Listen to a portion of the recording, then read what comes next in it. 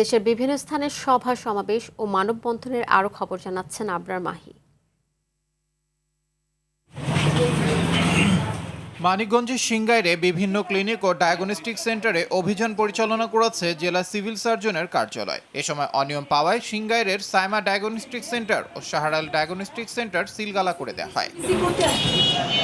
মুন্সিগঞ্জে পুরাতন কাচারি এলাকায় মেয়াদোত্তীর্ণ ওষুধ বিক্রির জন্য প্রদর্শন ও সংরক্ষণের দায়ে এক ফার্মেসি মালিককে 10,000 টাকা জরিমানা করেছে জাতীয় ভোক্তা অধিকার সংরক্ষণ অধিদপ্তর।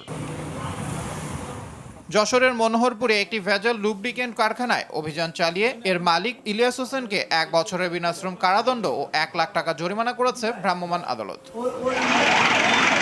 কুমিল্লার মুরাদনগরে ফুটপাত দখলমুক্ত করতে অভিযান পরিচালনা করেছে উপজেলা প্রশাসন। উপজেলা সদরের আল্লা চত্বরে এ অভিযান পরিচালনা করা হয়। গাইবান্ধার পলাশবাড়িতে হাইকোর্টের নির্দেশনায় অবৈধ ইট ভাটার বিরুদ্ধে উচ্ছেদ অভিযান পরিচালনা করেছে গাইবান্ধা জেলা প্রশাসন ও পরিবেশ অধিদপ্তর। মুন্সিগঞ্জে সিরাজদিখানে অবৈধ ড্রেজারের মাধ্যমে কৃষি জমি ও জলাশয় ভরাটের বিরুদ্ধে রাতভর অভিযান চালিয়েছে উপজেলা প্রশাসন। সাভারে আর্থ সামাজিক সমৃদ্ধি অর্জনে নবায়নযোগ্য জ্বালানির ভূমিকা শীর্ষক স্থানীয় নীতি সংলাপ অনুষ্ঠিত হয়েছে। এতে প্রধান অতিথি ছিলেন ঢাকা 19-এর সংসদ সদস্য ডাক্তার দেওয়ান মোহাম্মদ সালাউদ্দিন বাবু। বিশিষ্ট ক্রীড়া সংগঠক আরাফাত রহমান কোকর 57তম জন্মবার্ষিকী উপলক্ষে দোয়া মোনাজাত অনুষ্ঠিত হয়েছে। এতে উপস্থিত ছিলেন বরিশাল সদর আসনের এমপি অ্যাডভোকেট মোহাম্মদ মুজিবুর রহমান সরওয়ার।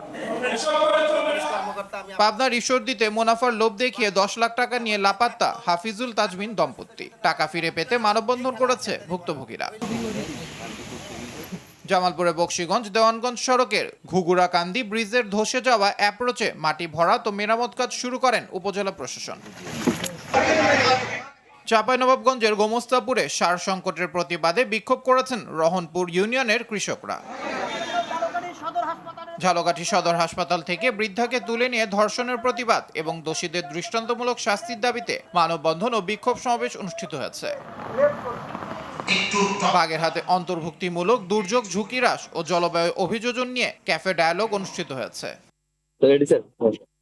ব্রাহ্মণবাড়িয়ার আশুগঞ্জে মিত্রবাহিনীর প্রতি সম্মানের নিদর্শন হিসেবে মৈত্রী স্তম্ভটি জনসাধারণের জন্য উন্মুক্ত করে দেওয়া হয়েছে। জেলা প্রশাসক মোহাম্মদ আবু সাইদ এই স্মৃতি স্তম্ভটি খুলে দেন।